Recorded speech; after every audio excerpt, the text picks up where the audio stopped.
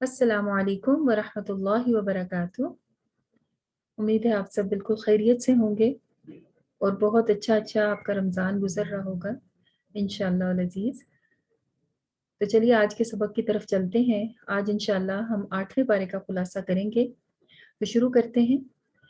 اعوذ باللہ من الشیطان الرجیم، بسم اللہ الرحمن الرحیم۔ رب اشرح لی صدری ویسر لی امری واحلل عقدۃ من لسانی یفقہوا قولی رب زدنی علما وارزقنی فہما آمین یا رب العالمین۔ یہ پارہ بھی کنٹینیوشن ہے سورہ الانعام کا اور ٹاپک بھی کنٹینیوڈ ہے پیچھے سے، تو شروع کرتے ہیں۔ وَلَوْ أَنَّنَا نَزَّلْنَا إِلَيْهِمُ الْمَلَائِكَةَ وَكَلَّمَهُ الْمَوْتَى وَحَشَرْنَا عَلَيْهِمْ كُلَّ شَيْءٍ قُبُلًا مَا كَانُوا لِيُؤْمِنُوا إِلَّا أَن يَشَاءَ اللَّهُ وَلَكِنْ أَكْثَرَهُمْ يَجْهَلُونَ۔ اللہ تعالیٰ فرماتے ہیں اگر ہم فرشتے بھی ان کے اوپر نازل کر دیں اور مردے ان سے باتیں کرنے لگیں اور دنیا بھر کی چیزیں ہم ان کی آنکھوں کے سامنے جمع کر دیتے، تب بھی یہ ایمان لانے والے نہیں تھے، یہاں تک کہ اللہ ہی چاہتا کہ وہ ایمان لے کر آئیں، لیکن اکثر لوگ نادانی کی، ناسمجھی کی باتیں کرتے ہیں۔ آپ جانتے ہیں کل بھی ہم نے ذکر کیا تھا مکہ والوں کا کہ وہ نبی کریم صلی اللہ علیہ وسلم سے معجزے لانے کو کہتے تھے، اور اللہ تعالیٰ نے تب بھی جواب دیا تھا کہ اگر آپ ان کے سامنے معجزے لے بھی آئیں گے تو یہ کیا کہیں گے کہ آپ نے ہماری نظروں پر، ہماری آنکھوں پر جادو کر دیا، لہٰذا ہمیں یہ چیز یوں نظر آتی ہے۔ اور یہاں بھی یہ بتایا کہ اتنی بڑی بڑی چیزیں بھی اگر آپ پیش کر دیں گے تو یہ نہیں مانیں گے۔ اور وجہ کیا ہے، یہ ایسا کیوں کر رہے ہیں کہ ہم نے تو اسی طرح سے ہمیشہ شیطان انسان اور شیطان جنوں کو ہر نبی کا دشمن بنایا ہے۔ یعنی شیطان ایک تو جن کی صورت میں ہوتا ہے اور دوسرا انسانی صورت میں بھی ہوتا ہے، اور دوسرا کیا پتہ چل رہا ہے کہ ہر نبی کے دشمن ہوئے ہیں شیاطین۔ ہم اگر حضرت آدم سے سلسلہ دیکھیں تو شیطان نے تو اپنی دشمنی وہاں سے شروع کر دی تھی، اور نبی کریم صلی اللہ علیہ وسلم کو تسلی بھی دی جا رہی ہے کہ آپ پریشان نہ ہوں کہ آپ کو یہ لوگ تنگ کرتے ہیں، ہر نبی کو لوگوں نے تنگ کیا ہے، جنوں نے بھی، جنات کی شکل میں بھی شیطان نے آ کے ستایا اور انسانوں کی شکل میں بھی، جو کہ شیطانی کام اور اللہ سے دور کرنے والے کام کرنے کی طرف اور انبیاء کو تنگ کرنے کے کام کیا کرتے تھے۔ ایک صحابی کے بارے میں آتا ہے کہ وہ کہتے ہیں کہ میں نے شیطان جن سے زیادہ شیطان انسان کو سخت پایا ہے۔ یعنی اگر آپ اعوذ باللہ من الشیطان الرجیم پڑھ لیں تو شیطان جن تو رفع ہو جاتا ہے، لیکن شیطان انسان آپ کا پیچھا لے لیتا ہے اور اس سے بچنا، اپنے آپ کو بچا کے رکھنا انتہائی مشکل ہوتا ہے۔ بہرحال ان دشمنوں کا طریقہ کیا ہے دشمنی کا، کہ وہ اپنی باتوں کو، ملمہ زدہ باتوں کو خوبصورت بنا کے دھوکے کے ساتھ پیش کرتے ہیں، بالکل ایسی جیسے کہ کسی کینڈی کے اندر خراب چیز ہو اور اوپر سے اس کو چاکلیٹ سے کوٹ کر دیا جائے، اسی طرح یہ برائی کو اچھائی کے اندر کوٹ کر دیتے ہیں۔ ڈائریکٹ شیطان یہ نہیں کہتا کہ یہ گناہ کا کام ہے، یہ کر لو، یہ اس سے تم جہنم میں جاؤ گے، یہ کام کر لو، ایسا نہیں ہوتا۔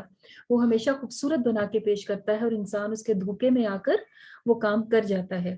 تو اللہ تعالیٰ نے ہمیں یہاں وارن کیا اور سمجھایا کہ شیطان کی چالوں سے محفوظ رہنا، کیونکہ یہ سب کچھ ہم انہیں اس لیے کرنے دیتے ہیں کہ جو لوگ آخرت پر ایمان رکھتے ہیں ان کے دل اس خوشنما دھوکے کی طرف مائل ہوں اور وہ اسی سے راضی ہو جائیں اور ان برائیوں کا اکتساب کریں جن کا اکتساب یا جو کمائی وہ کرنا چاہتے ہیں۔ اور پھر جب حال یہ ہوگا کہ میں اللہ کے سوا کوئی اور فیصلہ کرنے والا تلاش کروں، حالانکہ ان کے لیے پوری تفصیل کے ساتھ تمہاری طرف کتاب نازل کر دی گئی ہے۔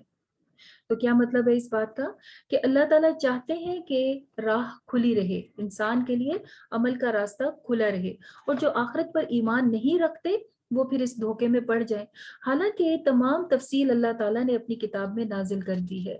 تو کتنی زیادہ ضرورت ہے اس بات کی کہ ہم اللہ تعالیٰ کی کتاب کو پڑھیں اور سمجھیں، کہ خدا نہ خواستہ کہیں ایسا نہ ہو کہ ہم کوئی ایسا گناہ یا ایسی مسٹیک کر جائیں جو کہ اتنی کلیئر قرآن میں لکھی ہوئی تھی ہمیں اور وارن کیا گیا تھا اور ہم نے نہیں کیا، تو پھر فائدہ کیا ہوا؟ پھر اس وقت پچھتانے کا فائدہ بھی کوئی نہیں ہوگا۔ تو ضرورت اس بات کی ہے کہ انسان اپنی آنکھیں کھولے اور شعور والی زندگی گزارے اور قرآن پاک کو اپنی زندگی کا حصہ بنا لے۔ اس کے بغیر ممکن نہیں ہے، کیونکہ اگر ہم یہی سوچتے رہے نا کہ میں پہلے یہ کر لوں اس کے بعد قرآن پڑھوں گی، اور میں جب قرآن کورس کر لوں گی تو اس کے بعد میں اچھی ہو جاؤں گی، ایسا نہیں ہوتا۔ زندگی ہماری ایک ایک دن کر کے گزر رہی ہے، اور ہمیں یہ بھی نہیں معلوم کہ ہم نے واپس کب جانا ہے۔ جب آپ کسی یونیورسٹی کالج کی ایڈمیشن لیتے ہیں تو آپ کو پتا ہوتا ہے یہاں مجھے 4 سال رہنا ہے، یہاں مجھے 2 سال رہنا ہے، وہ شرط زندگی ہے نا۔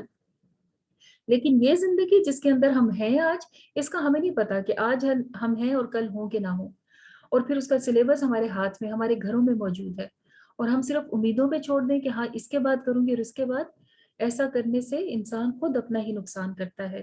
لہٰذا کیا کریں، اس اللہ تعالیٰ کی بھیجی ہوئی کتاب، اس کی ہدایت کے اوپر غور کریں، اور جتنا ممکن ہو اس کو سیکھنے کا وقت نکالیں، ماہانہ، روزانہ اور سالانہ، جیسے بھی ممکن ہو انسان کوشش کرے اور اپنے آپ کو قرآن مجید کے ساتھ جوڑے۔ اللہ تعالیٰ فرماتے ہیں اے محمد صلی اللہ علیہ وسلم، اگر تم ان لوگوں کی اکثریت کے کہنے پر چلنے لگو تو جو زمین میں چلتے ہیں تو یہ تمہیں اللہ کے راستے سے ہٹا دیں گے۔ یعنی عموماً اگر انسان لوگوں کے کہنے پہ چلنے والا ہو جائے تو لوگ تو ایک بات کرے گا اور دوسرا دوسری بات کرے گا، تو وہ تو کبھی بھی کسی ایک فیصلے پر نہیں آ سکے گا۔ لہٰذا ہر کسی کی بات نہ مان لیا کرو، اور جب ہمارے پاس ایک اتھینٹک چیز ہے تو کیوں نہ اس کو فالو کیا جائے۔ اور وہ تو محض گمان کی پیروی کرتے ہیں، لوگ اگر اپنی طرف سے کچھ کہتے ہیں تو ان کے اپنی کیا سرائیاں ہیں، خود جو سوچتے ہیں وہ کہتے ہیں یوں کرے اور یوں نہیں، ان کے پاس اس چیز کی کوئی دلیل نہیں ہوتی کہ یہ کام کرنا چاہیے یا نہیں۔ اور ایک بڑا خوبصورت انہوں نے بنایا ہوا تھا اپنے لیے بہانہ حرام کھانے کا، کہ کہا کرتے تھے کہ جس جانور پر اللہ کا نام لیا گیا ہو تو وہ والا گوشت تو چلو کھانا ہی ہے، یعنی کہ اللہ جس کو ذبح ہم کرتے ہیں وہ بھی کھا لے، اور جن کو اللہ تعالیٰ مار دیتا ہے مردار، تو اس کو کھانا تو زیادہ افضل ہے۔ یعنی کہ اتنی خوبصورت بنا لیا ہوا تھا انہوں نے ایک گناہ کے کام کو، حالانکہ ایسا نہیں ہے۔ اللہ تعالیٰ کیا فرماتے ہیں کہ اگر تم اللہ کی آیات پر ایمان رکھتے ہو تو پھر اسی جانور کو کھاؤ کہ جس کا گوشت پر اللہ کا نام، یعنی کہ جس کو ذبح کرتے ہوئے اللہ کا نام لیا گیا ہو۔ آخر کیا وجہ ہے کہ تم وہ چیز نہ کھاؤ گے جس پر اللہ کا نام لیا گیا ہو؟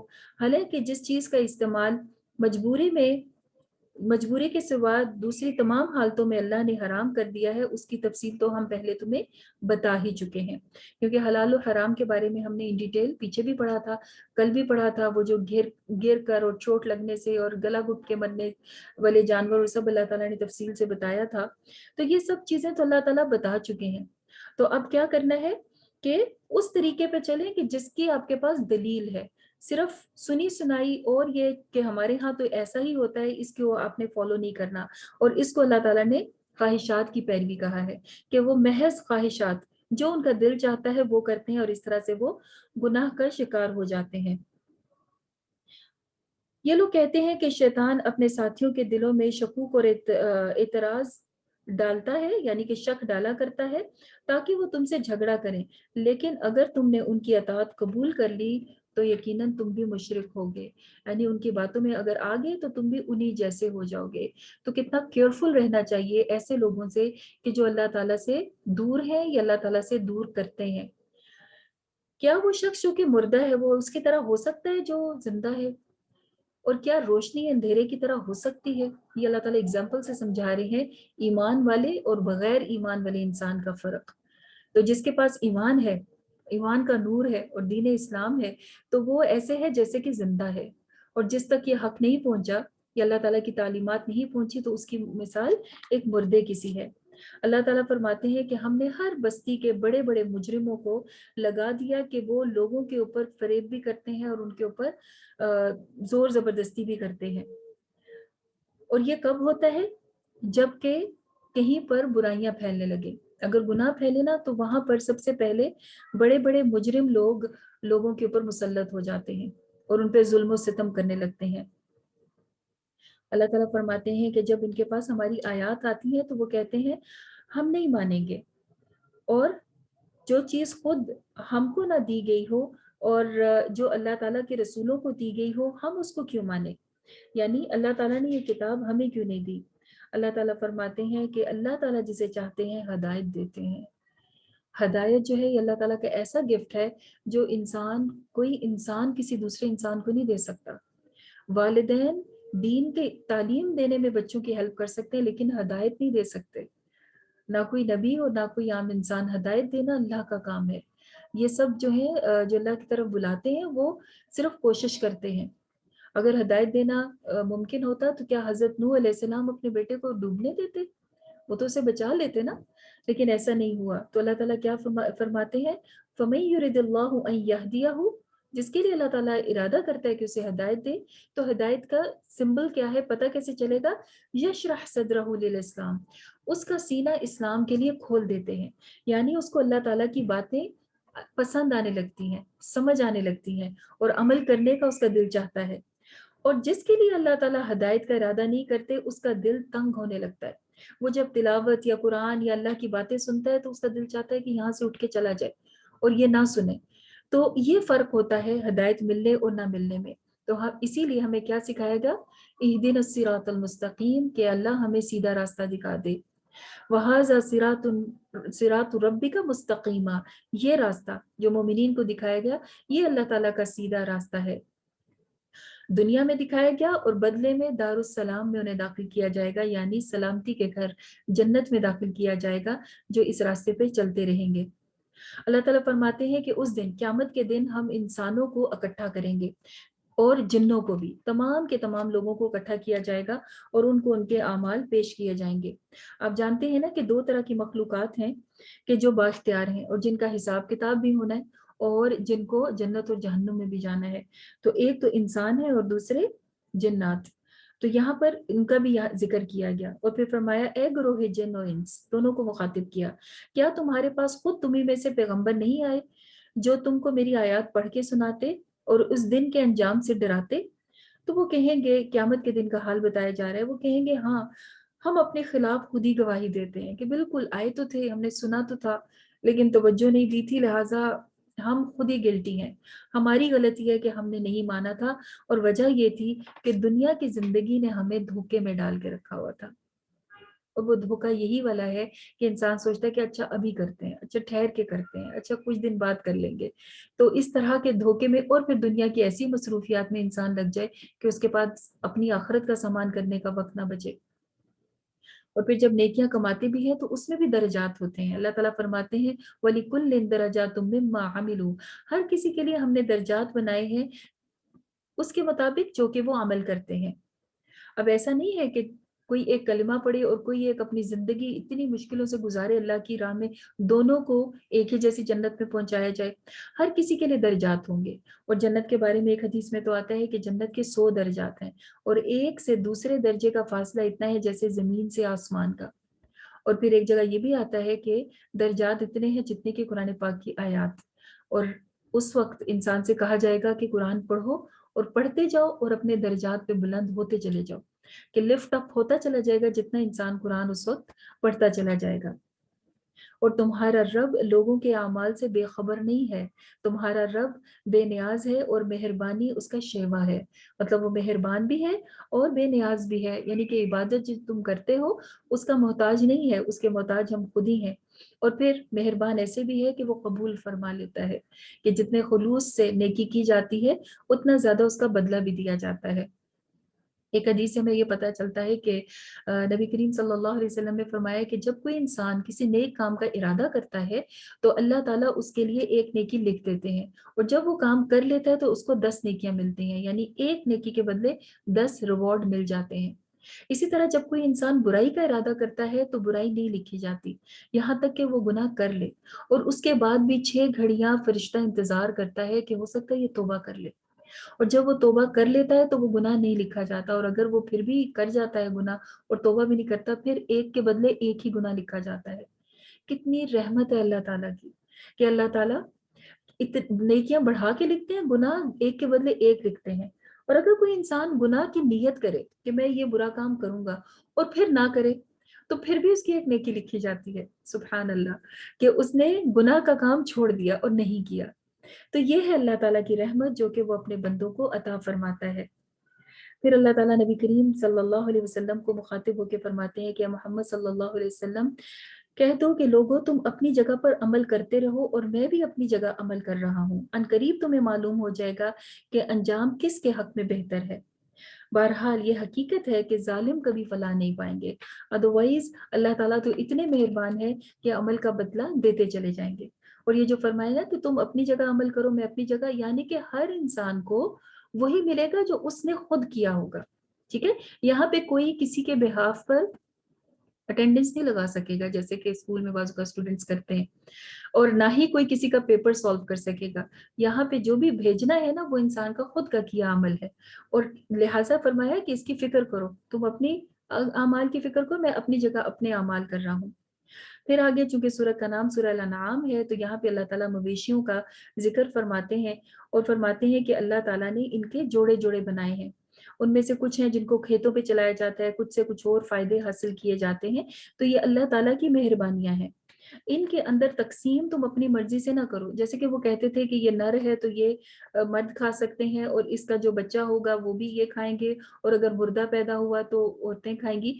तो ऐसी कोई चीज अल्लाह ताला ने पैदा नहीं की, ये तो मवेशी अल्लाह ताला ने इंसानों के फायदों के लिए पैदा किए हैं। और फिर इसी तरह बहुत से मुशरिकीन ऐसे भी हैं जो कि उनके शरीकों ने अपनी औलाद के कत्ल को खुशनुमा बना दिया है, यानी कि एक तो अल्लाह ताला के साथ शिरक करते हैं, और दूसरा ये कि अपनी औलाद को कत्ल करते हैं और खुशनुमा बना दिया, मतलब उसको गुनाह भी नहीं समझते और औलादों को मार देते हैं। आप जानते हैं कि उस वक्त लड़कियों को, बच्चियों को जिंदा दरगोर कर दिया जाता था, और आज भी बहुत से तरीके ऐसे हैं जिसे कत्ले औलाद किया जाता है। तो अल्लाह ताला क्या फरमाते हैं, ताकि इनको हलाकत में मुब्तला कर दें, यानी कि ये इंसान को खुद खत्म कर देने वाला गुनाह है, और इन पर उनके दीन को मुश्तबा बना दिया, यानी उनको बात समझ में ही नहीं आती कि हमें करना क्या है। कहते हैं कि ये जानवर और खेत महफूज हैं, इन्हें सिर्फ वही लोग खा सकते हैं कि जो जिनके बारे में हम कहेंगे।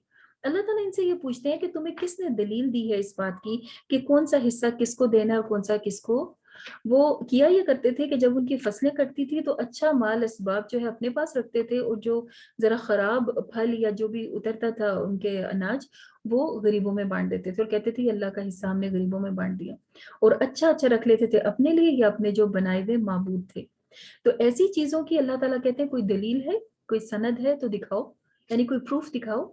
और प्रूफ तो ज़ाहिर है कोई भी नहीं था, वो प्रूफ चाहिए जो कि अल्लाह ताला की तरफ से हो। तो अल्लाह के ताला की तरफ से तो कुरान में प्रूफ दिया गया कि अल्लाह ताला ने ऐसी कोई तकसीम नहीं की है। हाँ, अल्लाह ताला ने हलाल खाने को कहा है, जब हलाल ज़िबा होगा तो वो औरतें भी खाएंगे, मर्द भी, बच्चे भी खाएंगे, बड़े भी। तो उसमें अल्लाह ताला ने ऐसी कोई पाबंदी नहीं लगाई है। यकीनन खसारे में पड़ गए वो लोग जिन्होंने अपनी औलाद को जहालत और नादानी की वजह से कत्ल कर दिया, और अल्लाह के दिए हुए रिस्क को अल्लाह पर इफ्तरा अंदाजी के साथ हराम ठहरा दिया। यानी यही वाली इनकी जो तकसीमें की थी ना, हलाल को खुद से हराम कर दिया।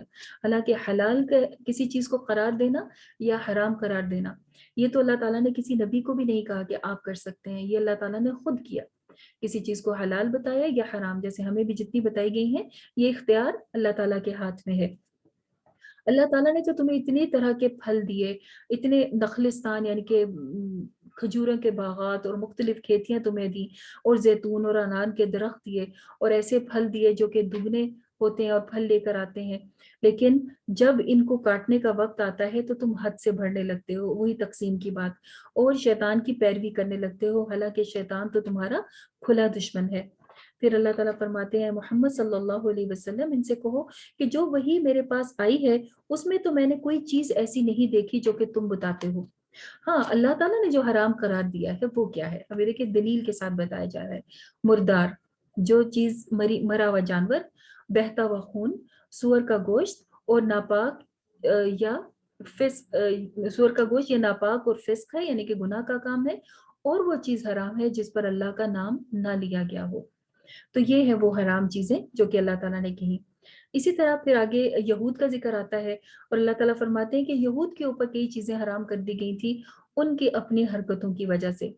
उन पर हमने सब नाखून वाले जानवर हराम कर दिए थे, और गाय और बकरी की चर्बी भी उनके ऊपर हराम कर दी गई थी, सवाए उसके कि जो उनकी पीठ पर या आंतों के साथ लगी रह जाए या हड्डी के साथ लगी हुई हो, या हमने ये सब कुछ हमने उनकी सरकशी की वजह से किया था।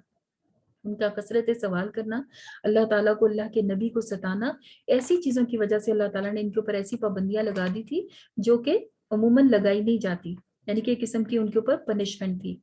फिर अल्लाह ताला फरमाते हैं कि ये मुशरिक लोग تمہیں اس بات کے جواب میں یہ ضرور کہیں گے کہ اگر اللہ چاہتا تو ہم شرک نہ کرتے، اور اگر اللہ چاہتا تو ہمارے ماں باپ بھی شرک نہ کرتے اور ہم کوئی بھی حرام نہ کرتے۔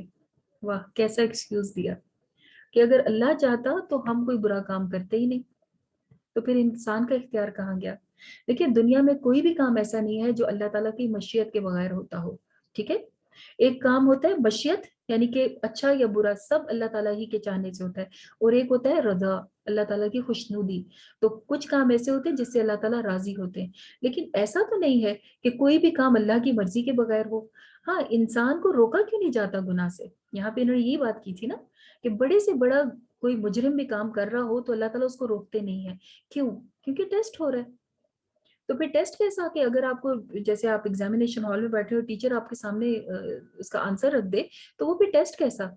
تو دنیا ہم سب کا ٹیسٹ ہے، کسی کو اللہ تعالیٰ کسی طرح آزما رہے ہیں، کسی کو دوسری طرح آزما رہے ہیں۔ تو کام کیا ہے انسان کا کہ اللہ تعالیٰ کی قدر کو پہچان جائے اور پھر ایسے گناہوں سے بچے، اور اللہ معاف کرے کہ اس طرح کی سرکشی سے بھی بچے کہ اللہ تعالیٰ سے اس طرح سے بات کرے جیسے کہ ان لوگوں نے کی۔ پھر اللہ تعالیٰ فرماتے ہیں کہ ان سے کہو کہ لاؤ اپنے وہ گواہ جو اس بات کی شہادت دیتے ہیں کہ اللہ ہی نے ان چیزوں کو حرام قرار دیا ہے کہ جو یہ خود کہتے تھے۔ پھر اگر وہ شہادت نہیں لا سکیں گے تو تم ان کے ساتھ شہادت نہ دینا، اور ہرگز ان لوگوں کی خواہشات کے پیچھے نہ چلنا جنہوں نے ہماری آیات کو جھٹلا دیا۔ تو یہ ایک کرائٹیریا بھی بتا دیا گیا کہ جو اللہ تعالیٰ کے احکامات کو جھٹلاتا ہے ان کو فالو نہ کرنا۔ اور اے محمد صلی اللہ علیہ وسلم ان سے کہو، آؤ میں تمہیں سناؤں تمہارے رب نے تم پر کیا پابندیاں لگائی ہیں، اللہ تعالیٰ کی طرف سے جو سند کے ساتھ بات کی گئی وہ کیا ہے۔ اور یہی والے جو یہاں پہ 10 کمانڈمنٹس بتائی جائیں گی، یہی حضرت موسیٰ نے بھی اپنے قوم کو دی تھی۔ وہ کیا ہے؟ نمبر 1 کہ اللہ کے ساتھ کسی کو شریک نہ ٹھہراؤ، پھر والدین کے ساتھ اچھا سلوک کرو، اور اپنی اولاد کو مفلسی یعنی کہ غربت کے ڈر سے قتل نہ کر دو، ہم ہی انہیں بھی رزق دیتے ہیں اور تمہیں بھی، اور بے شرمی کی باتوں کے قریب نہ جاؤ، بے حیائی کے کاموں کے پاس نہ جاؤ، چاہے وہ کھلی ہو یا چھپی، یعنی کہ نہ مجلسوں میں کوئی گناہ کے کام کرنے چاہیے اور نہ ہی چھپ کے، اور کسی جان کو جسے اللہ تعالیٰ نے محترم قرار دیا ہے ہلاک نہ کر دو سوائے حق کے، یعنی کہ کوئی واقعی مجرم ہے یا جنگ میں کوئی دشمن ہے تو اس کو تو قتل کیا جاتا ہے، لیکن ناحق قتل کرنے کو حرام قرار دیا گیا۔ اور یتیم کے مال کے پاس نہ جاؤ مگر ایسے طریقے سے جو بہترین ہے، یعنی ان کے فائدے کے لیے اگر تم ان کے مال کو خرچ کر رہے ہو اور جیسے کسی کاروبار میں لگا دیا یا کسی اور طرح ان کو فائدہ دیا تو کیا جا سکتا ہے، ورنہ ان کے مال کے پاس نہ جاؤ۔ اور ناپ تول میں پورا انصاف کرو، ہم ہر شخص پر ذمہ داری کا اتنا ہی بار ڈالتے ہیں جتنا کہ وہ اٹھا سکتا ہے۔ اور پھر نمبر 8 جب بات کہو تو انصاف کی کہو، خواہ کوئی رشتہ دار ہو یا غیر رشتہ دار۔ نمبر 9 اور اللہ کے عہد کو پورا کرو۔ اللہ کا عہد کیا ہے؟ عہد الست، اللہ تعالیٰ کو ایک ماننے والا عہد جو کہ اللہ تعالیٰ نے انسانوں سے کیا۔ اسی طرح سے انسانوں کا انسانوں سے عہد کرنا بھی اسی میں آتا ہے، کیونکہ عہدوں کے بارے میں، وعدے کے بارے میں، پرومسز کے بارے میں اللہ تعالیٰ کہتے ہیں میں خود پوچھوں گا، چاہے وہ پرومس ہم نے کسی انسان سے کیوں نہ کیا ہو، لہٰذا عہد کا پاس رکھنا ضروری ہے۔ اور پھر نمبر 10 پلیز ان کی ہدایت یہ ہے کہ یہی میرا سیدھا راستہ ہے، لہٰذا تم اسی پر چلو اور دوسرے راستوں پر نہ چلو کہ وہ اس کے راستے سے ہٹا کر تمہیں دور کہیں لے جائیں گے، یعنی پھر اللہ تعالیٰ کا جو دیا ہوا راستہ ہے اسی کو فالو کرتے رہو، یہ بھی سیدھا راستہ ہے۔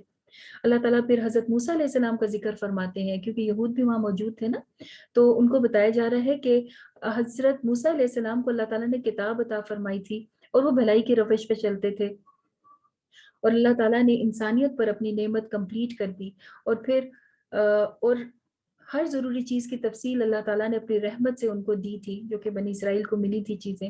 شاید لوگ اپنے رب کی ملاقات کو یاد کریں اور اس کی اطاعت کرنے لگیں، لیکن ایسا ہوا نہیں، انہوں نے فالو نہیں کیا اور اپنے پروفٹ کی باتوں کو پس پشت ڈال دیا، یعنی کہ پیچھے ڈال دیا اور اس پہ توجہ نہیں دیا کرتے تھے۔ اللہ تعالیٰ فرماتے ہیں کیا وہ انتظار کریں اس بات کا کہ فرشتے ان کے سامنے آ کے کھڑے ہو جائیں اور ان کی جان نکال لیں، اور تب ان کو پتا چلے گا کہ ہمیں کرنا کیا تھا؟ تو اس وقت کا انتظار نہ کریں، اس سے پہلے پہلے انسان اپنا عمل ٹھیک کر لے۔ ان لوگوں نے تو یہ ظلم بھی کیا تھا کہ اپنے دین کو ٹکڑے ٹکڑے کر دیا تھا، اپنی کتاب کو تو تبدیل کیا ہی تھا، اپنے دین کے بھی ٹکڑے کر دیے تھے۔ کچھ لوگ ایک بات کو مان رہے، کچھ دوسری بات کو مان رہے اور آپس میں بٹ گئے تھے، تو اللہ تعالیٰ نے اس چیز کو ناپسند کیا ان کے لیے بھی اور ہمارے لیے بھی۔ پھر آگے اللہ تعالیٰ نبی کریم صلی اللہ علیہ وسلم سے فرماتے ہیں کہ یقیناً آپ سیدھے راستے پر ہیں، اور وہ والا راستہ جو کہ حضرت ابراہیم علیہ السلام کا راستہ تھا، اور حضرت ابراہیم بالکل بھی شرک کرنے والے نہیں تھے۔ تو نبی کریم صلی اللہ علیہ وسلم ایکچولی ابراہیم علیہ السلام کے فالوورز ہیں۔ کفار مکہ کہتے تھے ہم حضرت ابراہیم کے فالوورز ہیں، تو بتایا گیا کہ فالوور کون ہے، جو کہ ان کے طریقے پر چلتا ہے، جو کہ نبی کریم صلی اللہ علیہ وسلم کر رہے تھے۔ پھر فرمایا کہ بے شک تمہارا رب سزا دینے میں بھی بہت سخت ہے، اور بہت معاف کرنے والا ہے، اور بہت رحم کرنے والا ہے۔ لہٰذا اللہ تعالیٰ کی رحمت کو ذہن میں رکھتے ہوئے اور اس کے سزا سے ڈرتے ہوئے اللہ تعالیٰ کی طرف انسان مڑ جائے اور اس کی اطاعت کرنے لگے، اس کی بات ماننے لگے۔ آگے چلتے ہیں سورہ الاعراف۔ بسم اللہ الرحمن الرحیم، الف لام میم صاد، کتاب انزل الیک فلا تکن فی صدرک حرج منہ لتنذر به وذکری للمؤمنین۔ الف لام میم صاد، یہ ایک کتاب ہے جو تمہاری طرف نازل کی گئی ہے، بس محمد صلی اللہ علیہ وسلم تمہارے دل میں اس سے کوئی بھی جھجک نہ ہو، اس کے معاملے میں کوئی جھجک نہ ہو۔ اس کے اتارنے کی غرض یہ ہے کہ تم اس کے ذریعے سے منکرین کو ڈراؤ اور ایمان لانے والوں کے لیے یاد دہانی کرا دو، یعنی کہ ریمائنڈرز دو، جو اللہ تعالیٰ کی بات مانتے ہیں ان کو، اور جو نہیں مانتے ان کو بھی سناؤ، تاکہ ہو سکتا ہے کہ وہ بھی ایمان لانے والے بن جائیں۔ سورہ الاعراف ہے، اور اعراف کا مطلب ہوتا ہے پہچاننا، اور اعراف ایک جگہ کا نام بھی ہے جو کہ قیامت کے دن ہوگی، اور یہ ایک ایسے برج کی طرح کی جگہ ہوگی جہاں پر ان لوگوں کو رکھا جائے گا کہ جن کی نیکیاں بھی زیادہ نہیں تھی کہ وہ جنت میں چلے جائیں، اور نہ گناہ اتنے زیادہ تھے کہ وہ جہنم میں چلے جائیں، تو ان کو بیچ میں کھڑا کر دیا جائے گا۔ ان کا رزلٹ لیٹر آن ہوگا، جنت والے جنت میں چلے جائیں گے، جہنم والے جہنم میں چلے جائیں گے، اور یہ بیچ میں لٹکے رہیں گے، اور سب کو دیکھیں گے کہ یہ جا رہا ہے، یہ پاس ہو گیا، یہ پاس ہو گیا، وہ فیل ہو گیا، یہ پاس ہو گیا، مطلب دونوں طرف دیکھ رہے ہوں گے۔ ایون کے صورت میں ان کے آپس میں ڈائلاگ بھی بتایا گیا کہ وہ کیا باتیں کریں گے۔ تو اس وجہ سے اس صورت کا نام سورہ الاعراف ہے۔ اللہ تعالیٰ کیا فرماتے ہیں، اور یہ بھی مکی صورت ہے، کہ لوگوں جو کچھ تمہارے رب کی طرف سے تمہارے اوپر نازل کیا گیا ہے اس کی پیروی کرو، مان جاؤ، جیسے جیسے کہا جاتا ہے ویسا کرو، اور اپنے رب کو چھوڑ کر دوسرے سرپرستوں کی پیروی نہ کرو۔ مطلب اللہ تعالیٰ کے مقابلے میں کوئی اور اپنا لیڈر نہ بناؤ کہ اس کی بات مانو اور اللہ تعالیٰ کی بات نہیں، مگر تم نصیحت کم ہی سمجھتے ہو۔ کتنی ہی بستیاں تم سے پہلے گزر چکی ہیں جنہیں ہم نے ہلاک کر دیا۔ مطلب اب انسان کو جھنجھوڑا جا رہا ہے، ڈرایا جا رہا ہے کہ تم سے پہلے بھی انسان آئے تھے، ایسا نہیں ہے کہ تم واحد ہی ہو جو آئے ہو اور کبھی یہاں سے تمہیں جانا نہیں، پہلے بھی آئے تھے، لیکن جب نہیں مانا تو اللہ تعالیٰ نے ان کو ہلاک کر دیا۔ ان پر ہمارا عذاب اچانک رات کے وقت ٹوٹ پڑا، یا دن دہاڑے ایسے وقت پہ آ گیا جبکہ وہ آرام کر رہے تھے، اور جب ہمارا عذاب ان پر آیا تو ان کی زبانوں پر اس کے سوا کوئی بھی آواز نہیں تھی کہ ہم ہی ظالم تھے۔ تو انسان جب کوئی غلطی کرتا ہے نا اور حق کو نہیں مانتا، تو اس کا دل ضرور اس کو، یا جسے ضمیر کہتے ہیں، ضمیر ضرور اسے جھنجھوڑتا ہے کہ تم غلط کر رہے ہو، تمہیں یہ ایسا نہیں کرنا چاہیے۔ کبھی ایسا ہوا کہ آپ اٹھے صبح اور آپ کی فجر کی نماز چھوٹی ہو، تو کیسا گزرتا ہے وہ دن، یا اس وقت صبح اٹھتے ہی کیسا بوجھ محسوس ہوتا ہے دل کے اوپر۔ تو ایسا ممکن نہیں ہے کہ انسان سے غلطی اور اس کو پتہ نہ چلے اور وہ سمجھے کہ سب ٹھیک جا رہا ہے۔ تو اچھا انسان وہ ہوتا ہے جو اپنی غلطی کی اصلاح کر لے، توبہ کر لے، اور پھر آئندہ کے لیے تیار رہے، مطلب اس غلطی کو نہ کرے، آئندہ پھر الارم رکھیں، ایسی تیاری رکھیں کہ دوبارہ نماز نہ قضا ہونے پائے، ٹھیک ہے۔ تو یہ لوگ جب ان کے اوپر عذاب آتا تھا تو پہچان جاتے تھے کہ ہاں ہم ہی ظالم تھے، لہٰذا ہمارے اوپر یہ عذاب بھیجا گیا ہے، اور رسولوں کی باتوں کو نہیں مانا کرتے تھے جو ان کی طرف بھیجے گئے تھے۔ لیکن یہ کہ رسولوں کو تکلیف پہنچانا، ان کو جواب میں مزید سوال کرنا، اعتراض کرنا، اس طرح کے کام کیا کرتے تھے۔ آگے اللہ تعالیٰ فرماتے ہیں کہ ہم نے تمہیں زمین پر اختیار دیا ہے اور کچھ دیر دنیا میں رہنے کا سامان بھی دیا ہے تاکہ تم میرے شکر گزار بنو۔ تو انسان با اختیار مخلوق ہے، جو کرنا چاہتا ہے وہ کر سکتا ہے، اور بھیجا کیوں ہے؟ تاکہ اللہ کے شکر گزار بندے بنو۔ پھر اللہ تعالیٰ حضرت آدم علیہ السلام کا واقعہ بیان کرتے ہیں۔ یہ سیکنڈ ٹائم ہے جو قرآن مجید میں حضرت آدم کا واقعہ آ رہا ہے، ایک آپ نے پہلے بارے میں پڑھا تھا، اور دوسری بار یہاں آیا ہے کہ ہم نے تمہاری تخلیق کی ابتدا کیسے کی تھی، پھر تمہاری صورت بنائی، اور پھر اس کے بعد فرشتوں سے کہا کہ آدم کو سجدہ کرو۔ وہاں پر ابلیس بھی تھا اور اس نے سجدہ کرنے سے انکار کر دیا تھا، اور وہ کہنے لگا کہ میں اس کو سجدہ کروں جسے تو نے مٹی سے بنایا اور مجھے آگ سے بنایا ہے، اور وہ اپنے تکبر میں مبتلا ہو گیا۔ اللہ تعالیٰ نے فرمایا کہ یہ میرا حکم ہے، تو اس نے کہا کہ میں یہ نہیں کر سکتا، نعوذ باللہ، اس نے اللہ تعالیٰ کے حکم سے انکار کر دیا اور کہنے لگا کہ اللہ مجھے قیامت کے دن تک مہلت دیجیے کہ میں آدم کو اور آدم کی اولاد کو بھٹکاؤں گا۔ تو اللہ تعالیٰ نے کیا کہا، تمہیں مہلت ہے، ٹھیک ہے کر کے دیکھ لو، میں تمہیں وقت دیتا ہوں۔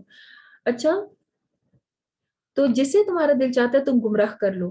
تو کہنے لگا کہ میں تو سیدھے راستے کے بیچ میں بیٹھوں گا۔ اس نے یہ نہیں کہا کہ میں برائی کے اڈے سائڈوں پہ بنا کے بیٹھوں گا، وہ کہتا ہے جو سیدھے راستے پہ چل رہے ہوں گے نا، آپ کی طرف جا رہے ہوں گے، میں ادھر بیٹھوں گا بیچ میں، اور آپ کے راستے پہ لوگوں کو نہیں چلنے دوں گا۔ ان کے آگے سے آؤں گا، ان کے پیچھے سے آؤں گا، دائیں سے آؤں گا، بائیں سے آؤں گا، اور انہیں گھیروں گا، اور آپ بہت کم پائیں گے آدم کی اولاد کو شکر کرنے والا۔ اللہ تعالیٰ نے فرمایا تم نکل جاؤ یہاں سے، تم ذلیل اور ٹھکرائے ہوئے بنائے گئے ہو، اور جو کوئی تمہارے پیروی کریں گے، مطلب تم کر کے دیکھ لو، جو تمہاری بات مانیں گے تو تم سے اور ان سب سے میں جہنم کو بھر دوں گا، اور اے آدم تو اور تیری بیوی جا کے جنت میں رہو۔ یہ تو ڈائلاگ وہاں پہ ہوا حضرت آدم کے جنت میں جانے سے پہلے، شیطان کی ہٹ دھرمی اور اللہ تعالیٰ کے دربار سے یوں نکالا جانا، اور اس کے بعد حضرت آدم علیہ السلام کو اللہ تعالیٰ نے جنت میں بھیج دیا، ان کو اور ان کی بیوی کو۔ لیکن شیطان اپنا وعدہ بھولا نہیں تھا، اس نے کیا کیا، اس نے پہلا وار حضرت آدم اور حوا پر یہ کرنے کی کوشش جو ہے وہ شروع کر دی۔ اللہ تعالیٰ نے کہا تم یہاں پہ رہو، جہاں بھی جانا چاہتے ہو جاؤ، صرف ایک درخت کے پاس نہ جانا۔ اب ایسا نہیں ہے کہ وہ درخت کوئی پوائزنس تھا یا کچھ اس کے اندر خراب چیز تھی، وہ جنت میں کیوں تھا، ایسی بات نہیں ہے۔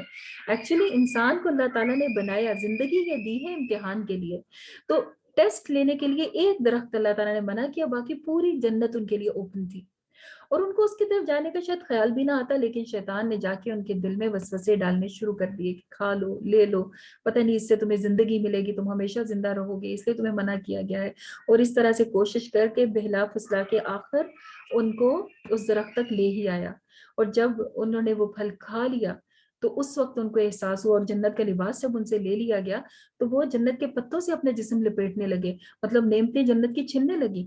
جب یہ ہوا تو ان کو سمجھ آ گئی ہم سے غلطی ہوئی ہے، اور یہی خوبی ہے، خوبصورتی ہے انسان کی، کہ انسان غلطی کر کے ڈٹائی نہیں کرتا، جو حضرت آدم جیسا ہوتا ہے۔ حضرت آدم علیہ السلام کو جیسے ہی احساس ہوا، اور حضرت حوا کو، تو انہوں نے فوراً دعا مانگی، ربنا ظلمنا انفسنا، اے اللہ ہم نے اپنی جانوں پر ظلم کیا، وَإِن لَمْ تَغْفِرْ لَنَا وَتَرْحَمْنَا لَنَكُونَنَّ مِنَ الْخَاسِرِينَ، اور اگر تو نے ہمیں معاف نہ کیا اور ہم پہ رحم نہ کیا تو ہم تو نقصان اٹھانے والوں میں سے ہو جائیں گے۔ تو انہوں نے معافی مانگی اور اللہ تعالیٰ نے ان کو معاف بھی کر دیا، اور یہی دو رویے ابھی تک چلتے چلے آ رہے ہیں اور قیامت تک چلیں گے، کہ کچھ لوگوں کا طریقہ شیطان ابلیس جیسا ہوتا ہے اور کچھ کا طریقہ حضرت آدم جیسا ہوتا ہے، کیونکہ انسان سے غلطی تو ہوتی ہی ہے۔ اچھا انسان وہ ہے جو کہ غلطی کے اوپر فوراً معافی مانگ لے، جتنا جلدی وہ معافی مانگے اور پھر بدلے میں اچھا کام کر دے، تاکہ مزید نیکیاں کرنا آسان ہو جائے۔ اللہ تعالیٰ نے پھر فرمایا کہ آدم ہم نے تمہیں زمین پر اتارا اور تمہارے لیے لباس نازل کیا تاکہ تم اس سے اپنے آپ کو ڈھکو اور یہ تمہارے لیے خوبصورتی اور زینت کا ذریعہ بھی ہو۔ تو انسانوں کو اللہ تعالیٰ نے لباس عطا فرمائی، یہ بھی اللہ تعالیٰ کا خاص انعام ہے، ورنہ آپ دیکھتے ہیں جانور اور پرندوں کو اللہ تعالیٰ نے لباس نہیں دیے، تو یہ خوبصورتی اللہ تعالیٰ نے انسان کے حق میں رکھی تھی۔ اور لباس میں کیسا لباس چوز کرنا، لباس التقوی، تقوی کا لباس، ایسا لباس کہ جس کے دیکھ کے پتہ چلے، جسے زیب تن کر کے کہ یہ اللہ کا بندہ جا رہا ہے، ٹھیک ہے، اور وہ لباس جو کہ اللہ کو پسند ہو۔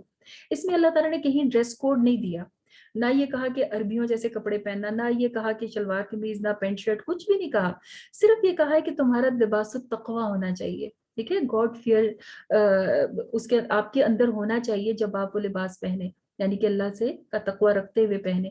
اب اس میں کوئی بھی لباس ہو سکتا ہے، کتنی ساری چوائس چھوڑ دی نا ہمارے لیے، تو ہم پہن سکتے ہیں، لیکن اس چیز کا خیال رکھیں۔ اور پھر بتایا کہ شیطان نے جو اپنی دشمنی کا آغاز کیا وہ کہاں سے کیا، انسان سے جو غلطی کرائی اس کے نتیجے میں لباس چھین لیا گیا تھا، اور آج بھی اس کی یہی کوشش ہوتی ہے کہ وہ انسان سے اس کے لباس چھینتا ہے اور اسے کم سے کم لباس میں آنے کے لیے کہتا ہے۔ نبی کریم صلی اللہ علیہ وسلم نے لعنت فرمائی تھی ایسی عورتوں کے اوپر جو کہ لباس پہن کر بھی بے لباس ہیں۔ وہ کون ہے؟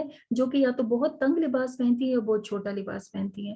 آپ صلی اللہ علیہ وسلم نے فرمایا کہ وہ جنت کی خوشبو بھی نہیں پائیں گی، حالانکہ جنت کی خوشبو بہت دور دور تک آ رہی ہوگی، اور ان کے بارے میں یہ بھی فرمایا کہ وہ ایسی عورتیں کہ جو بھی میں نے نہیں دیکھی، یعنی آپ کے دور میں ایسی خواتین نہیں تھی. تو ہمیں کوشش کے ساتھ لباس ایسا پہننا چاہیے جو کہ ساتر ہو، نہ تنگ ہو اور نہ ہی سی تھرو ہو، اور نہ ہی ایسا ہو کہ جس سے ہمارا جسم صحیح سے ڈھکا نہ ہو. اور اس کا سب سے اچھا طریقہ یہ ہے کہ ہم خود جب زیب تن کریں لباس تو اپنے آپ کو شیشے میں دیکھیں کہ کیا واقعی یہ لباس التقویٰ لگ رہا ہے یا نہیں لگ رہا. ٹھیک ہے، تو تاکہ ہم اللہ تعالیٰ کی نظر میں اچھے ہو جائیں. ٹھیک ہے، تو اللہ تعالیٰ پھر آگے فرماتے ہیں کہ محمد صلی اللہ علیہ وسلم، اللہ تعالیٰ نے آپ کو سیدھا راستہ دکھایا اور انصاف کا حکم دیا اور عبادت کے لیے اس کی طرف رخ کرنے کو کہا. اور مسجدوں میں جب تم آؤ تو اچھے لباس پہن کر آؤ، یعنی کہ اپنی زینت کر کے آیا کرو. اللہ تعالیٰ کے گھر میں آتے ہوئے بھی انسان لباس کا خیال رکھے کہ اچھا لباس پہنے. ایسے نہیں کہ گھر میں جو بھی پہنا تھا پہن کے مسجد پہنچ گئے. اور خاص طور پہ اس میں مردوں کے لیے تو یہ ہے کہ وہ مسواک کریں، خوشبو پہنے، کچھ لباس ہو کر جائیں. اور عورتوں کے لیے خوشبو والا نہیں ہے صرف، کیونکہ خوشبو تیز لگا کے باہر نکلنا منع ہے عورتوں کو. ورنہ یہ ہے کہ جب وہ بھی نکلیں اور مسجد جائیں تو وہ بھی جو ہے وہ اپنا گیٹ اپ اچھا کریں. اور گھر میں اگر پڑھتے ہیں تو بھی ہم یہ دیکھیں ایک بار کہ کیا میرا لباس ایسا ہے کہ میں اللہ تعالیٰ کے سامنے کھڑے ہونے جا رہی ہوں. تو ان چیزوں کا خیال رکھا جائے. اور آپ دیکھیے کہ جب آپ فریش ہو کے اور تیار ہو کے اچھے طریقے سے نماز پڑھتے ہیں تو اس کا اثر نماز کے اوپر بھی آتا ہے. پھر اللہ تعالیٰ فرماتے ہیں کھاؤ اور پیو اور اسراف نہ کرو. یعنی اللہ تعالیٰ نے جو حلال نعمتیں تمہیں عطا فرمائی ہیں ان میں سے کھاؤ، جو تمہارا دل چاہتا ہے کھاؤ، جو دل چاہتا ہے پیو، لیکن اسراف یعنی کہ حد سے نہ بڑھو، ضائع نہیں کرو. ٹھیک ہے، جتنا چاہیے اتنا ہی پلیٹ میں ڈالا جائے، اور اس سے زیادہ اگر ہے تو وہ کسی دوسرے کو دے دیا جائے، بجائے اس کے کہ انسان اس کو ضائع کرے صرف ایک لالچ کی وجہ سے اور حرص کی وجہ سے.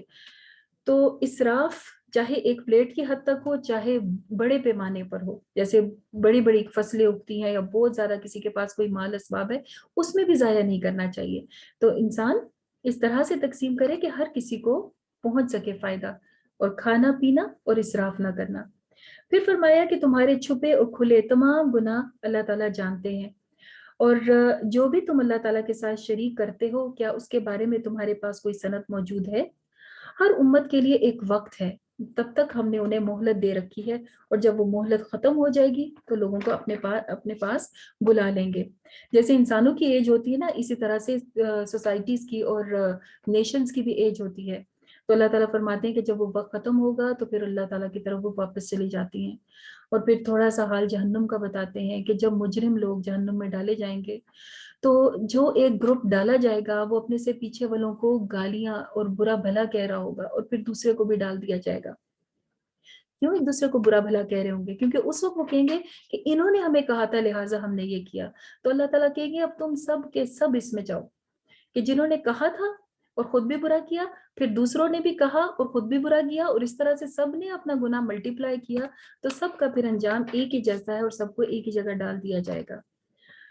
اللہم لا تجعلنا منہم، اللہ تعالیٰ ہمیں محفوظ رکھیں ان چیزوں سے. آگے پھر اللہ تعالیٰ کچھ انبیاء کا ذکر بھی فرماتے ہیں. پہلے یہاں پر جنت کا ذکر آتا ہے، جیسے جہنم کا ذکر آیا تو اللہ تعالیٰ کی رحمت کے ساتھ جنت کا بھی ذکر فرما دیتے ہیں، اور فرماتے ہیں کہ جنت جو ہے وہ ایسی ہوگی کہ جس کے نیچے نہریں بہتی ہوں گی، اور وہاں پہ وہ لوگ ہمیشہ رہیں گے جو کہ نیک کام کرنے والے اور عمل صالح کرنے والے ہیں، اور کسی نفس پر اس کے زیادہ بوجھ نہیں ڈالا گیا تھا، لہٰذا اب وہ اپنے نیکیوں کے بدلے میں جنت میں جائیں گے. اور جو تکبر کرنے والے، اللہ کا انکار کرنے والے، جھوٹ بولنے والے ہیں، وہ اس وقت تک جنت میں نہیں جا سکیں گے جب تک کہ اونٹ سوئی کے ناکے سے نہ گزر جائے. یعنی نیڈل ہوتی ہے نا جو جس کے پیچھے آپ تھریڈ ڈالتے ہیں، اس جگہ سے جب تک اونٹ نہ گزر جائے وہ جنت میں نہیں جائیں گے. تو یہ تو امپاسبل ہے. یعنی کہ ایگزامپل کے ذریعے، ایک محاورہ کے ذریعے بتایا گیا کہ جھوٹ بولنے والے اور تکبر کرنے والوں کا جنت میں جانا ایسا ہی امپاسبل ہے، اور ان کے لیے آسمان کے دروازے بند کر دیے گئے.